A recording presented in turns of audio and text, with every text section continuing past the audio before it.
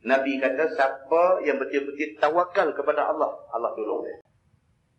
Diriwayatkan daripada Amirul Mukminin Umar bin Al-Khattab radhiyallahu anhu. Kata dia sabda Nabi sallallahu alaihi wasallam, jikalau sesungguhnya ada sekalian kamu itu tawakal atas Allah sebenar-benar tawakal, iaitu tahu sekalian kamu dengan yakin akan tiada yang menjadikan melainkan Allah, dan bahawasanya sekalian yang wujud daripada makhluk dan rezeki dan pemberian dan tegah semuanya daripada Allah. Maksud orang yang bertawakal itu ialah dia yakin bahawa semua benda ni ada ataupun tak ada, jadi ataupun tak jadi, ini Tuhan punya kerja.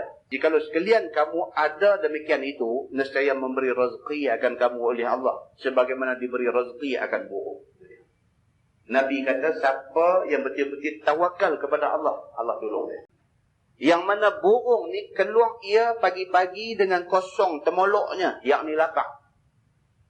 Dan kembali ia petang-petang penuh temoloknya jadi kenyang. Dia bukan tahu mana dia nak pergi, tapi dia tawakal. Dia keluar dia akan dapat rezeki.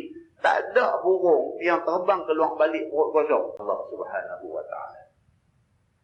Maka Nabi kata, macam mana Allah boleh bagi rezeki dekat burung, macam tu Allah boleh bagi rezeki dekat manusia.